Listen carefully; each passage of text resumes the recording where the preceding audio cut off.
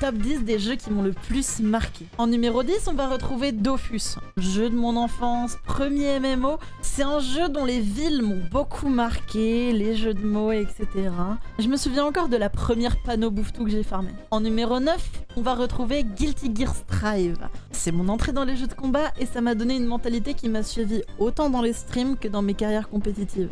En numéro 8, évidemment qu'on va retrouver Minecraft. C'est un jeu universel qui a la force de rassembler tout le monde. Pour autant, j'ai passé beaucoup plus de temps en solo à construire ou à faire mes aventures dans mon coin. En numéro 7, on va retrouver Pokémon Legends Arceus. Et je sais que ça va faire grincer des dents. C'est un jeu qui n'est pas très apprécié, pourtant ça a été une de mes premières expériences d'aventure en stream. Et c'est donc pour ça qu'il m'a énormément marqué. En numéro 6, on va retrouver Monster Hunter 4 Ultimate. Et ça, c'est très personnel. C'est un jeu qui m'a vraiment servi de porte d'entrée dans le jeu multijoueur. Je me souviens encore des après-midi dans le garage d'un de mes potes à faire des parties en LAN sur Monster Hunter 4 Ultimate sur notre 3DS. En numéro 5, on a Dredge, un jeu de pêche avec un univers Lovecraftien sur fond d'aventure un peu mystique. Ça pouvait que me plaire. En numéro 4, on retrouve Zelda Wind Waker.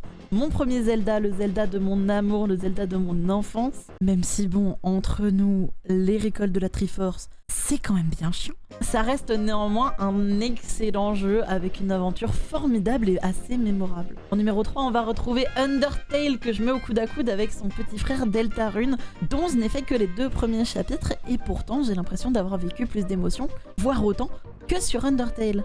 En numéro 2, on va mettre Outer Wild. Outer Wild, jeu absolument légendaire, magnifique.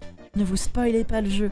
Allez y jouer. C'est un jeu qui parle d'espoir, d'exploration spatiale et d'énigmes. C'est tout bonnement magnifique avec des OST parmi les plus belles du jeu. Et en numéro 1, un jeu qui a forgé la personne que je suis aujourd'hui, c'est Céleste. Un die and retry qui parle justement de pousser vers le haut.